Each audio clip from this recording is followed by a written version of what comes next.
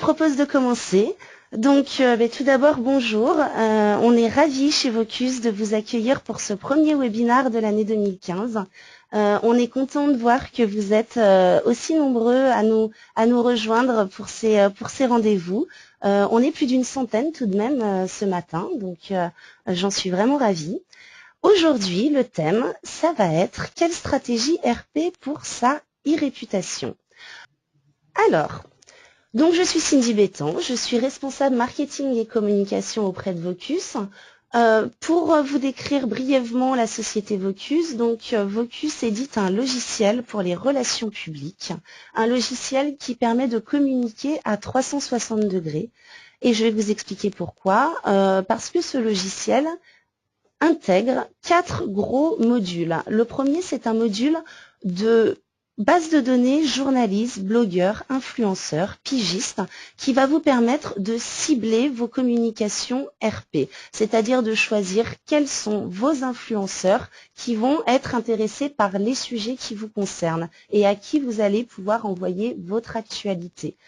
La seconde, c'est un module de diffusion de communiqués de presse, c'est-à-dire qu'une fois avoir ciblé vos influenceurs, vous allez pouvoir leur diffuser via une plateforme l'information, l'actualité qui vous concerne.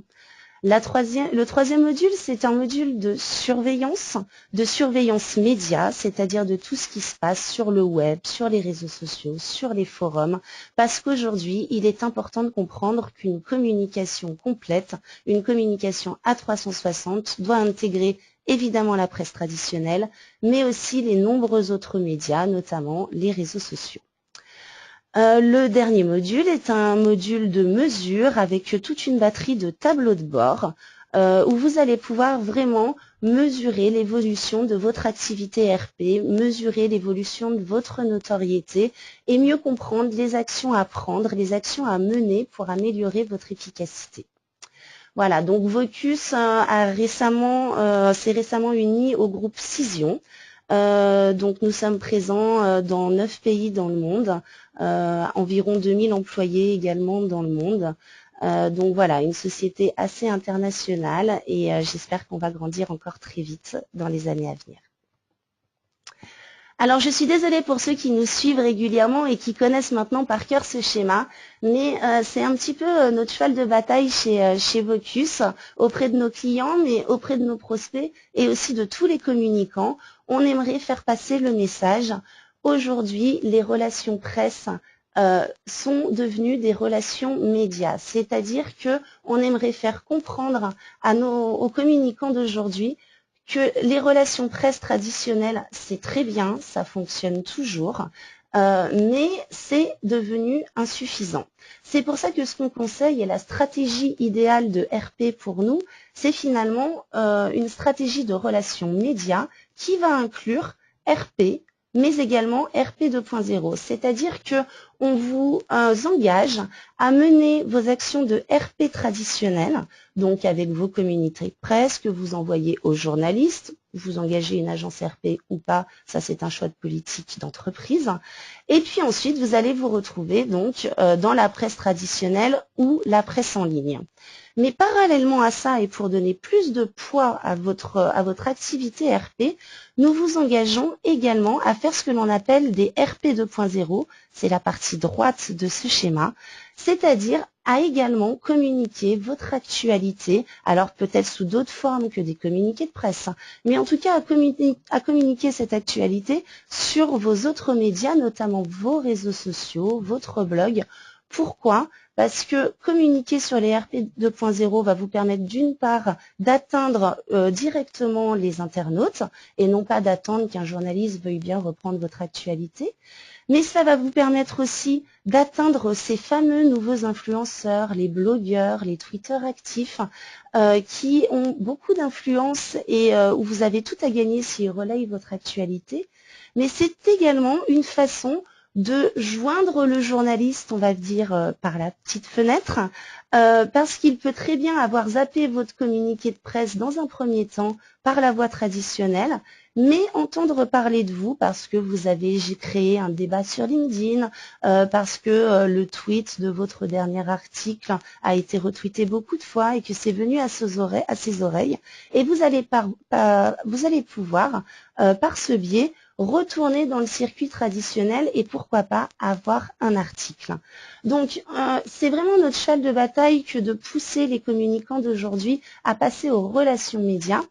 Et puis, du coup, et c'est tout l'objet de ce webinaire, on s'est dit, si les réseaux sociaux font aujourd'hui partie intégrante d'une stratégie RP, cela implique un problème d'e-réputation. Vous êtes, je pense, tous au courant des problématiques d'e-réputation que peuvent causer les réseaux sociaux. Et du coup, là, on peut voir que l'e-réputation et les RP commencent à se mêler, commencent à se chevaucher.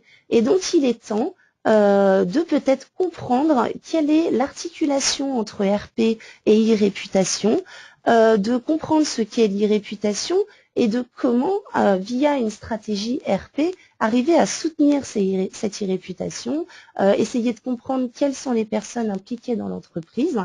Et pour cela, nous sommes ravis d'accueillir aujourd'hui Monsieur Vincent Dutot, à qui je vais pouvoir donner la parole.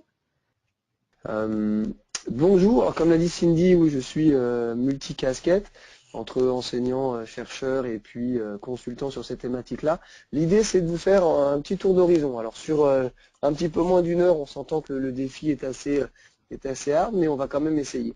L'idée, c'est de vous donner à travers beaucoup d'exemples, beaucoup de cas pratiques, comment on peut, quelles techniques on peut mettre en place pour gérer à peu près, ou à tout le moins se sentir un petit peu moins dépassé par tout ce qui se passe en ligne, principalement sur les médias sociaux et l'impact que ça peut avoir sur votre organisation.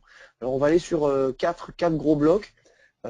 Pour en arriver maintenant, on va commencer un peu ce qu'on va faire. La réputation, c'est alors sur la ligne du milieu, qui est pour moi la plus intéressante, c'est ce que vous faites, ce que vous dites et ce que les autres disent de vous.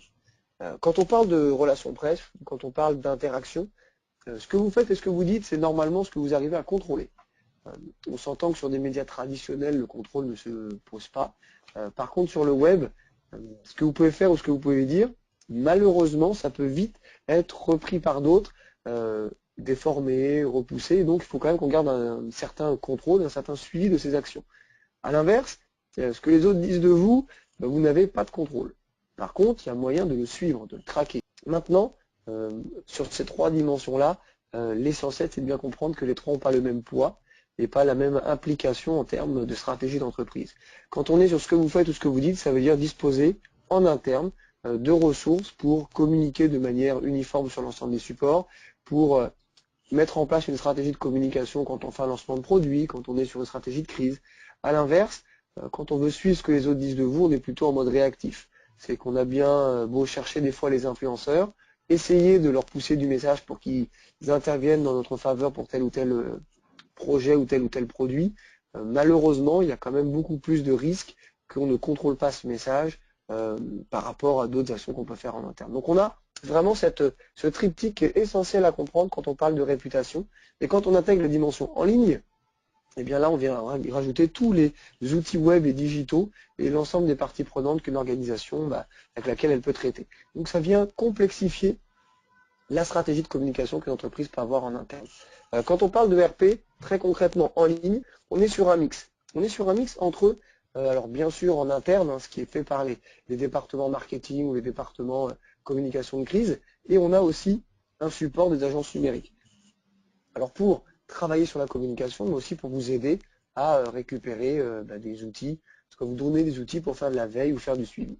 C'est un mix entre beaucoup de choses. C'est un mix entre du marketing digital, puisqu'il faut comprendre l'utilité et l'apport de chaque support en ligne. Être sur Facebook, ce n'est pas pareil qu'être sur Twitter. Ce n'est pas pareil qu'être sur un LinkedIn ou sur une autre plateforme. Donc il faut comprendre chaque support et sa fonctionnalité. C'est aussi du référencement, puisque voilà, comment on fait pour apparaître sur la première page des résultats, et même plus pour apparaître sur le top 3 des résultats de Google, et puis bien entendu de la relation publique, qui communique, sur quel support on communique, comment on communique quand il se passe quelque chose de positif ou négatif. Et on verra à travers quelques exemples un peu plus tard que les stratégies de réponse peuvent varier dépendamment de l'entreprise et de sa structure. C'est aussi un mix entre la techno, parce qu'il faut connaître la techno et les supports et du jargon. Alors du jargon classique en relation publique, qui parle, comment on parle et comment on le fait. Malheureusement, pour la plupart des entreprises, on a un véritable manque de ressources, puisqu'on ne sait pas faire. Oui, le community manager, il est là, c'est bien, mais tout seul, il va avoir du mal à régler tout.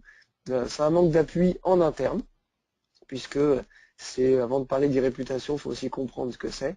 Et très souvent, on va attendre le premier bad buzz pour commencer à mettre en place des actions. Et puis des manques de formation, parce qu'on commence seulement à en parler depuis 3 ou 4 ans, et donc on a encore un petit retard. Donc, pourquoi aussi en parler? Je vous l'ai dit en introduction, c'est parce que on a aussi sur le web un manque de confiance. On est une entreprise, les entreprises dans lesquelles vous travaillez, vous agissez, naturellement, on parlait de ce que vous faites, ce que vous dites. Quand on est sur la presse, quand on est sur la télé, quand on est sur la radio, naturellement, on a plus de confiance sur ces médias dits traditionnels, parce qu'on a plus de recul, on a plus d'habitude, et globalement, quand on passe un message à la télé, il y a peu de chances que quelqu'un communique, appelle la télé pour dire le message n'était pas bon. On va avoir un relais par contre sur le web de plus en plus présent. Et donc, quand on passe sur ces supports en ligne, on a un manque de confiance parce que, encore une fois, on a perte de contrôle du message qu'on a pu pousser. Ça, c'est la première raison. La deuxième raison, qui est assez simple, c'est de toute manière, peu importe ce que vous faites, c'est pas vous qui décidez. La question est, voilà, c'est pas ce que vous dites sur le web, c'est vraiment ce que Google en dit. On est une centaine aujourd'hui sur ce webinaire, on fait tous la même requête sur Google, on n'a pas les mêmes résultats. Alors oui, on peut avoir les 2 ou 3 premiers résultats identiques. Par contre, pour la suite, dépendamment de notre historique, de notre navigation, des achats qu'on a pu faire, du contenu des mails qu'on a pu envoyer, eh bien Google va travailler et nous présenter différemment l'ensemble des résultats sur cet algorithme.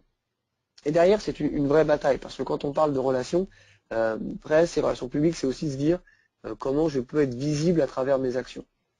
Et très concrètement, sur la première page des résultats de Google, le premier lien, votre premier résultat, quand on fait des enquêtes de rétention, on s'aperçoit que pour 100 individus, 94% d'entre eux se rappellent du premier lien. Et 90% vont cliquer sur ce premier lien. Donc c'est quand même assez fort. Le quatrième lien, le quatrième résultat, en visibilité, on parle de 89%, donc encore assez fort. Par contre, en taux de clic, on passe à moins de 20%. Donc c'est aussi ça qui est important, de se dire que quand on fait beaucoup d'efforts, ça reste quand même que quand on n'est pas dans le top 3, ça ne marche pas. Et pour la petite histoire, le 8e lien, donc le 8e résultat en bas de page, on est à moins de 14% de taux de visibilité et moins de 6% de taux de clic. Donc autant dire que vous avez peut-être vu cette petite phrase qui circulait beaucoup sur les médias sociaux, qui était que le meilleur lieu pour cacher un mort, c'était sur la 2e page des résultats de Google. C'est pas faux, parce qu'on est dans une logique où quand on veut communiquer, il faut être non seulement sur la première page, mais dans ce qu'on appelle le triangle d'or de Google, donc ces 3 premiers résultats de la première page. Donc, on a plein d'autres outils pour le faire. Les influenceurs sont un support super intéressant pour communiquer, par exemple, si on ne veut pas avoir passer par Google et être dépendant de cette plateforme-là aussi. Un exemple, je vous ai mis un exemple du tourisme, où voilà, c'est un secteur qui est énormément influencé par les réputations. Alors, ce que je vous ai surligné en jaune n'est pas de la publicité, c'est vraiment moi qui l'ai surligné. On est sur une logique où, si je tape avec Club Med et je veux naturellement avoir l'avis des utilisateurs, donc c'est un petit peu triché, le seul contenu qui ne soit pas généré par la marque, le seul contenu qui soit généré par la marque, c'est celui qui était à droite. Tout ce contenu-là, au milieu, était du contenu généré par l'utilisateur. Et pour la petite histoire, ce n'est pas du contenu positif. C'est plutôt, il y avait des cafards, la bouffe était dégueulasse, et vous pouvez imaginer tout ce qui peut être raconté sur un club de vacances partout. La question quand on est community manager de Club Med, après avoir séché ses larmes pendant 2 petites minutes, c'est aussi se dire comment je réagis et quelle est l'action que je mène pour remonter potentiellement mon image à travers une stratégie de communication. Il y a plein de manières de répondre. Vous savez qu'une des manières, ça peut être, écoute, je vais acheter ou payer des gens pour qu'ils commencent à commenter à ma place telle ou telle chose en disant « Oh non, moi j'y suis allé, c'était plutôt très bien ». C'est une manière de faire. On va voir que c'est loin d'être la meilleure. La manière la plus adéquate, normalement, devrait être de répondre de manière individuelle à chacun des posts qui a été mis sur chacun des supports ou chacun des réseaux, ou chacun des sites web. Ça prend du temps, c'est aussi une structure en interne, comment on répond, comment on l'intègre et qui fait quoi. Ça peut être extrêmement compliqué.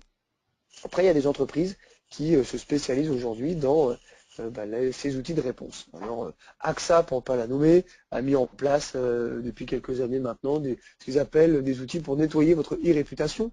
Et donc ils ont des personnes qui vont se charger de faire pour vous la création de contenu positif en ligne pour envoyer en page 2, 3, 4 ou 5 de Google les liens que vous ne voulez pas voir.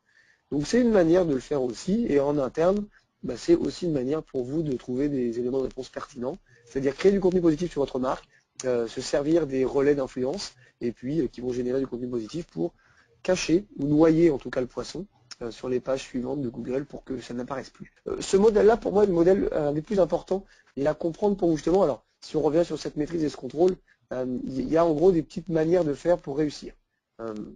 Il y a 3 stratégies qu'on peut avoir quand on fait de la veille qui sont les blocs en haut. Le premier, c'est en gros faire de la veille. Quand on est sur une entreprise qui veut savoir ce qu'on raconte sur elle, il y a plein d'outils, on va en parler de quelques-uns juste après, qui existent pour suivre, écouter ce qu'on raconte sur l'entreprise, écouter ce qu'on raconte sur la marque, écouter ce qu'on raconte sur le lancement d'un produit ou autre. Donc on a de plus en plus de choses qui existent. Malheureusement, très souvent dans la boîte 2, qui est, on est plutôt une stratégie défensive, c'est-à-dire qu'il nous arrive quelque chose et on réagit en conséquence. Donc j'ai un bad buzz, j'ai un de mes employés qui fait quelque chose que je voulais pas, et donc comment je réagis par rapport à ça. Et puis il y a d'autres actions, donc là il y a des entreprises qui sont mises en avant beaucoup, et qui elles peuvent se servir aujourd'hui du web et des médias sociaux comme un support promotionnel pour potentiellement éviter au maximum les débordements, en intégrant le plus de support possible, le plus de communication possible, le plus de relais d'influence possible pour diminuer au maximum les risques de mauvaise gestion. À travers ça, ce qui est le plus important pour moi sont les 2 éléments au-dessus, ici, c'est-à-dire transparence et honnêteté. Si on veut faire une stratégie de réputation réussie, il ne faut pas mentir. Alors c'est extrêmement complexe à se dire, parce qu'en gros sur le web, c'est le temple de la bêtise et de l'invention. Tout le monde peut créer une page sur Wikipédia et se déclarer champion du monde de tout ce que vous voulez. À l'inverse, il ne faut pas mentir. C'est-à-dire qu'il vient de nous arriver quelque chose, votre première réaction est essentielle. L'honnêteté, dire oui, reconnaître son erreur pour ensuite partir d'un bad buzz, en générer un positif. C'est mettre en place des process en interne ou en relais avec des outils et des partenaires pour avoir une équipe en interne qui va répondre et qui a une logique de réponse à tel ou tel impact ou telle action qui vient de se passer sur le web. C'est avoir des équipes qui réagissent rapidement. Sur le web, si vous passez 2, 3, 4 minutes et vous êtes en retard, vous êtes perdu. Concrètement, si vous avez un post sur Facebook qui est posé par un de vos consommateurs et que vous n'y répondez pas dans les 2 heures, 2 heures, vous n'êtes pas social. Alors entre 9 heures et 5 heures, ce 2 heures-là, il est assez facile. Par contre, si quelqu'un vous envoie un message à 1 heure ou 2 heures du matin, et parce que vous avez des consommateurs partout sur la planète, et que d'ici à 4 heures du matin pour vous, vous ne répondez pas, vous pouvez potentiellement perdre un consommateur. Et un consommateur qui n'est pas content, 90% du temps, il ne reviendra jamais sur votre site. Ou jamais sur vos plateformes. Donc cette rapidité avec laquelle vous répondez à un commentaire positif ou négatif d'ailleurs, c'est essentiel. Et bien entendu, le degré de flexibilité de l'entreprise, est-ce qu'on est capable d'ajuster nos process, d'ajuster nos équipes en interne pour répondre efficacement. Et enfin, l'intégration, c'est se dire, est-ce que au sein de l'entreprise, tout le monde comprend que cette logique d'e-réputation est essentielle et que toutes les équipes doivent tirer dans le même sens pour accompagner et répondre à un bad buzz qui peut arriver. Donc il y a plein d'autres éléments, mais ces éléments-là restent aujourd'hui pour moi essentiels pour mettre à bien, en tout cas, votre stratégie de réputation en ligne. Alors, au niveau, quelques manières de mesurer, il y en a plein. Vous avez le détail de la solution Vocus que vous avez en bas à droite. L'idée de ces schémas-là, c'est de se dire surtout comment je fais pour rejoindre mes influenceurs. Parce que très souvent, quand on a un bad buzz qui peut arriver, c'est se dire comment je fais pour contacter. Si je prends mon petit schéma en haut à gauche, ici, pour rejoindre tous mes petits points bleus au sein de ma communauté, il faut que je passe par ce gros point orange. Donc trouver mon point d'entrée à ma communauté qui va lui avoir un pouvoir d'influence sur l'ensemble des autres. Et de se dire, ok, vous commencez à... Je vais vous donner un exemple. Je connais très bien la community manager d'une entreprise qui s'appelle Bar Minerals, qui est en fait des produits de maquillage complètement minéraux, qui ne sont vendus que chez Sephora. Et elle m'expliquait, donc la community manager il y a peu de temps, qui s'appelle Hélène, euh, qui a eu sur une des plateformes, en l'occurrence, quelqu'un qui disait, qui a starté une rumeur, sous-entendu que les produits étaient peut-être minéraux, mais qu'ils avaient quand même dans le contenu beaucoup de produits animaux, qu'il y a beaucoup de tests sur les animaux. Ce que tu veux pas forcément quand tu fais du maquillage, parce que en termes de réputation, ça peut vite partir comme il faut pas. Elle a mis en place des petits outils d'alerte qui lui envoyaient des messages réguliers sur ce qui venait de se passer. Et au final, ce qu'elle a fait, c'est qu'elle a réussi à remonter sur le forum originel où cette information-là a été lancée. Elle est toute seule, hein. Cette femme-là gère le community management monde de cette entreprise-là toute seule. Et le budget qui lui est alloué, c'est un stagiaire par an. Donc on s'entend que c'est pas non plus beaucoup de budget, beaucoup de ressources. Eh bien, elle a réussi à remonter sur le forum, elle a répondu de manière individualisée à la personne sur le forum, et boum, tout s'est calmé tout de suite. C'est un des exemples. Quand vous récupérez le vecteur d'influence, qui peut avoir ce pouvoir-là au sein de sa communauté, c'est extrêmement fort.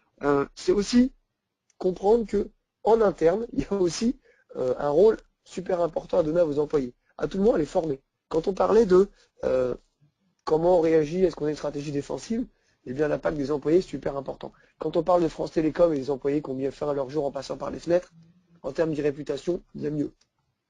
C'est aussi comprendre que les médias sociaux ont un rôle extrêmement puissant là-dedans. Microsoft, par exemple, aux États-Unis, a changé ses contrats de travail, a fait un amendement pour interdire à ses employés de poster sur Facebook des photos d'eux avec des produits Apple. Okay, parce qu'ils s'apercevaient que, en termes de réputation, c'est pas super top. Tu travailles chez Microsoft et derrière, tu vas pousser tel ou tel produit différent. Donc c'est d'un concurrent. Donc c'est pas non plus ce qu'il y a de mieux.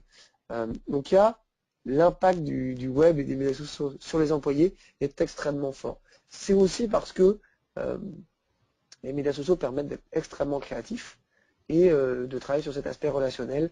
Je vous en parlais à travers le social CRM. Ça permet d'écouter, ça permet de créer une véritable communauté. Et quand la communauté est créée, globalement, après 3 ou 5 ans, elle devient autonome. Et ça veut dire que vous n'avez plus besoin d'agir. Vous pouvez juste écouter et vous servir du contenu qui est généré par la communauté pour optimiser votre stratégie. Et puis, ils sont quand même pas fous. Les employés sont quand même conscients de leur impact. Étude, alors Monde en France fait sur les mêmes chiffres hein, à peu près, voilà, soit les 3/4 des employés pensent qu'il est facile de vivre la réputation d'une marque sur les médias sociaux. Ça veut dire qu'ils sont conscients que, à travers leurs actions, ils peuvent, sans aucun problème, détruire extrêmement rapidement l'entreprise pour laquelle ils travaillent. Et donc ça peut être assez complexe. Avant d'arriver sur mes 3 exemples, et là, Cindy, je ne sais pas comment on fait, ce petit sondage. Je vais m'en occuper. Donc le sondage maintenant. Donc quelle stratégie votre société envisage-t-elle en cas de bad buzz? Je vais lancer le sondage immédiatement. Si je le retrouve. Hop. Donc on a 34% des personnes qui ont répondu que la société n'en avait pas. 2% seulement, elle ignorera en attendant que cela se passe, ce qui est plutôt pas mal, Vincent, puisque je crois que c'est la pire des choses à faire. Oui, là on s'entend que s'il y a un truc à ne pas faire, c'est bien celle-là, c'est se fermer les yeux, fermer les oreilles et dire, bon, boucher les oreilles et se dire, ok, on va attendre que ça passe.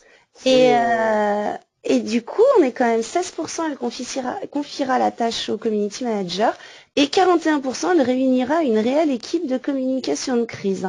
Alors, je vais vous laisser commenter ces résultats, Vincent. Alors, c'est plutôt rassurant. Alors, c'est-à-dire qu'il y en a qui n'en ont pas. Bon, ça, c'est malheureusement le lot de la plupart des entreprises aussi. On va très souvent attendre le premier bad buzz pour se dire, d'où ma stratégie défensive de tout à l'heure, en disant, de toute façon, ça n'arrive qu'aux autres, donc pourquoi ça devrait m'arriver à moi? Mais quand ça nous arrive, ça peut vite être compliqué. Alors, attendre que ça se passe, voilà, que 2%, c'est bien, mais c'est pas la bonne solution, véritablement, parce que ça peut vite empirer. Donc, il faut au moins avoir des outils pour savoir ce qui se passe et être capable d'agir rapidement. Engager une tierce personne, ça se fait de plus en plus. C'est vrai que des fois, on n'a pas les ressources en interne, donc c'est bien d'accompagner cette logique-là. Quand on a un community manager en interne et qui peut le faire ou qu'elle peut le faire, très souvent c'est une community manageuse d'ailleurs en France, parce qu'il y a plus de femmes que d'hommes qui assurent ce rôle-là. C'est bien, ça veut dire qu'on a déjà du personnel dédié pour activer ou communiquer avec sa communauté.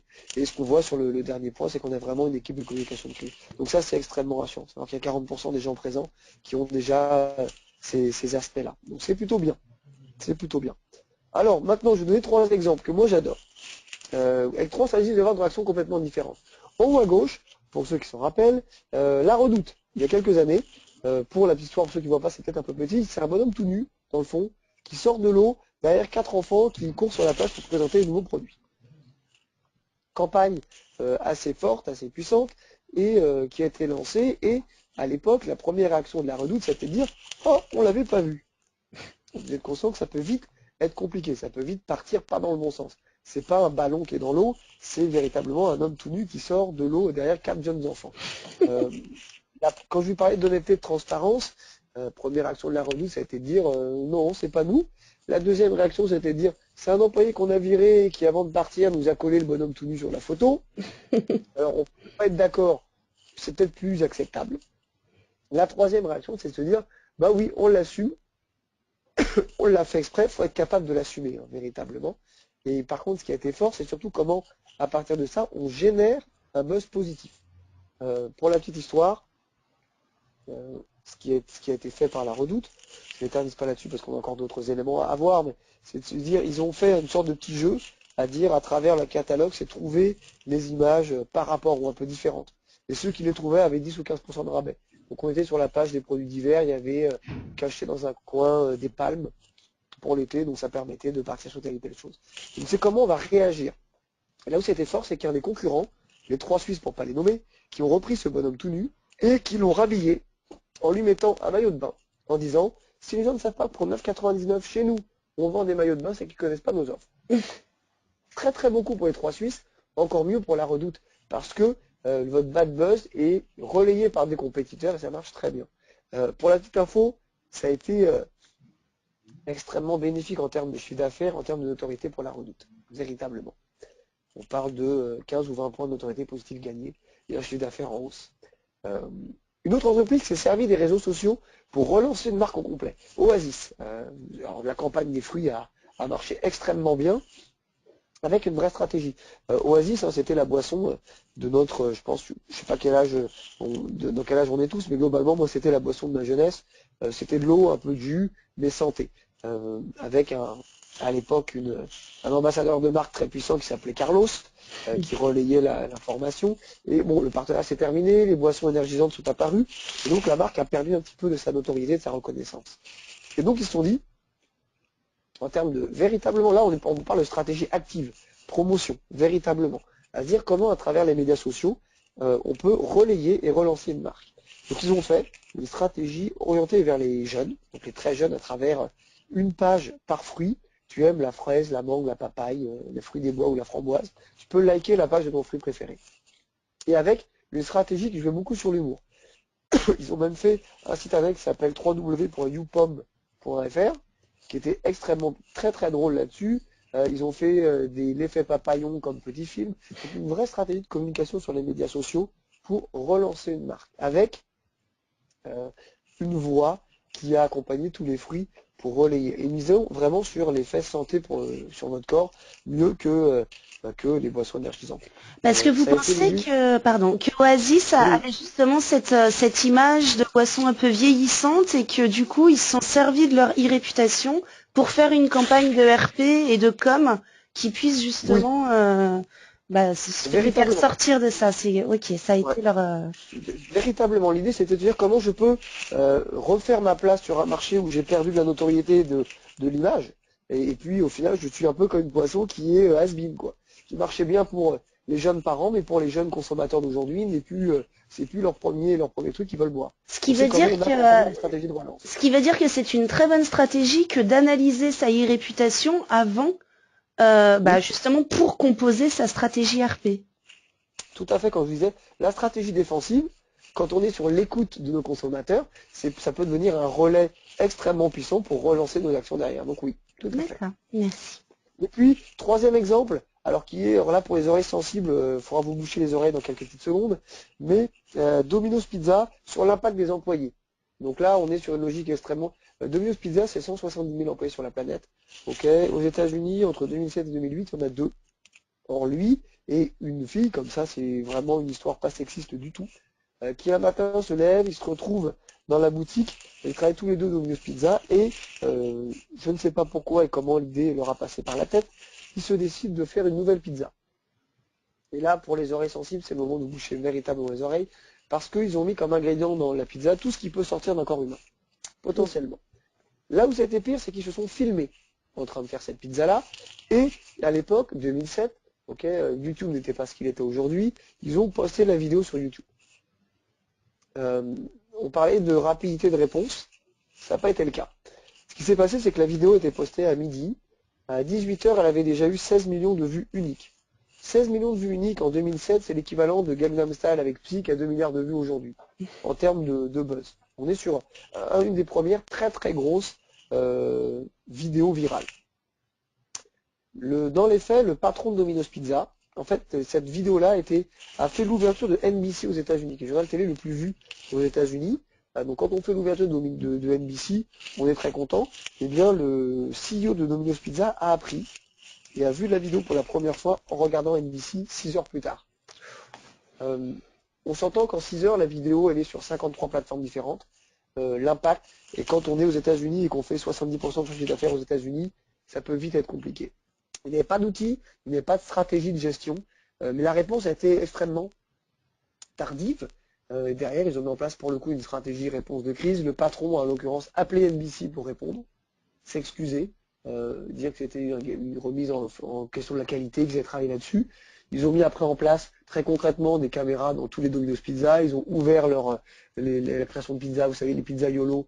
Quand vous rentrez, vous pouvez les voir. Donc ils ont mis beaucoup d'actions derrière. Mais quand même, dans les faits, ça leur a coûté 1 an de chiffre d'affaires.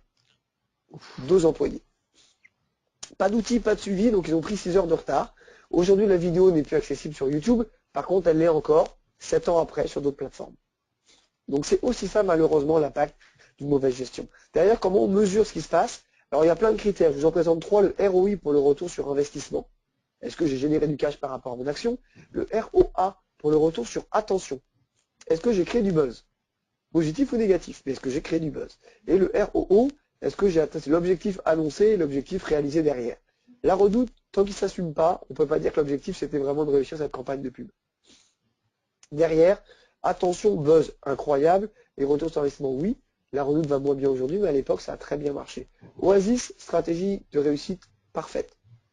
Retour sur investissement réel, les ventes ont augmenté, l'attention, le buzz a été généré de manière très puissante, et puis l'objectif c'était de relancer la marque à travers cette stratégie-là, ça a très bien marché.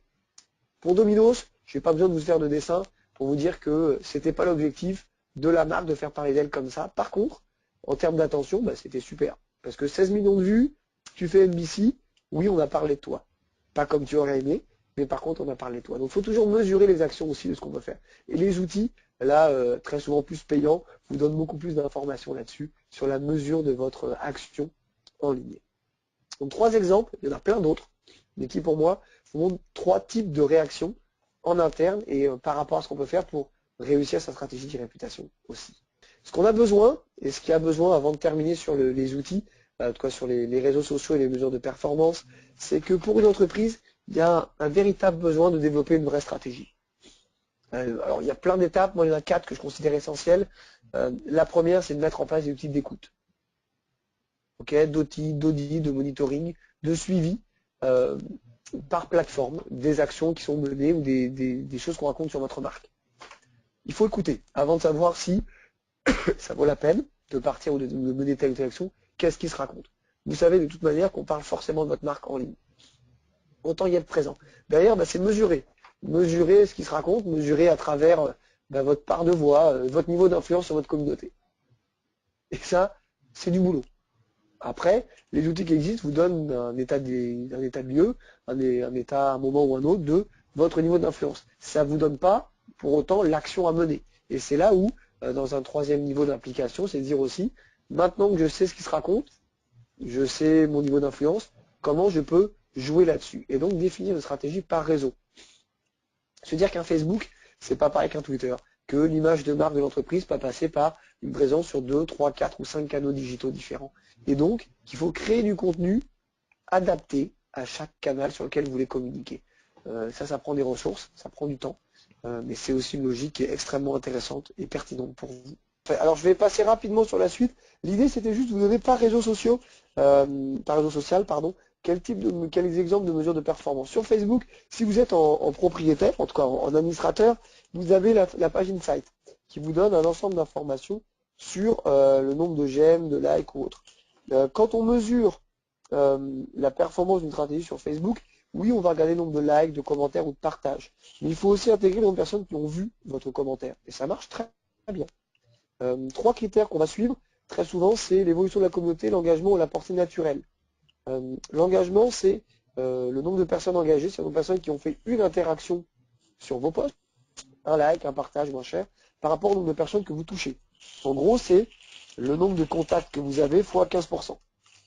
C'est ça le nombre de personnes que vous touchez.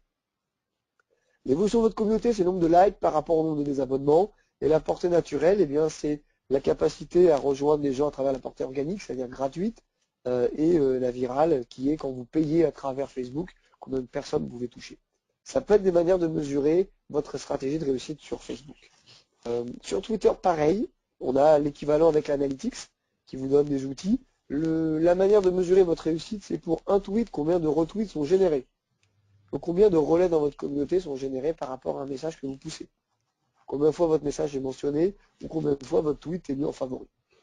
Et il n'y a pas de chiffre de référence, ça dépend de chacun. L'idée, c'est de mesurer l'évolution de ça, parce que... Donc voilà, l'idée, c'est de voir, après de faire des ratios. Si vous avez globalement un tweet qui est retweeté 300 fois dans votre communauté pour 50 suiveurs, vous êtes quand même pas mal fort. L'idée, c'est de faire ce ratio-là par rapport au nombre de followers que vous avez. Donc encore une fois, pour un individu dans votre communauté, combien de fois lui le relaie. C'est ça votre niveau d'influence. Mais il n'y a pas de chiffre, il n'y a pas de moyenne, il n'y a pas de standard. Pareil, évolution de la communauté sur Twitter, vous montrez votre capacité d'attraction, donc le nombre d'abonnés par rapport des abonnements, le nombre de variations du nombre d'abonnés, et puis le taux de rediffusion, je vous l'ai dit, le nombre de retweets par rapport à un nombre de tweets, qui marche très bien. Et puis il me reste 2 diapos. Alors Pinterest, parce que moi j'aime beaucoup cette plateforme-là, c'est un biais perso, et si votre cible ce sont les femmes, eh bien 70% de la communauté de Pinterest sont des femmes. On parle de la mode, de mariage, des recettes, de la cuisine, et ça marche extrêmement bien. Et même pour des outils comme cela, on a des outils de mesure qui existent, qui permettent de voir votre niveau d'influence dans votre communauté. Et c'est fort. Pareil pour Instagram. Alors ça s'appelle plus Statigram, ça a été racheté, mais c'est le même outil. Instagram, c'est aujourd'hui, en termes de vues uniques, la 2e plateforme mondiale, devant Twitter.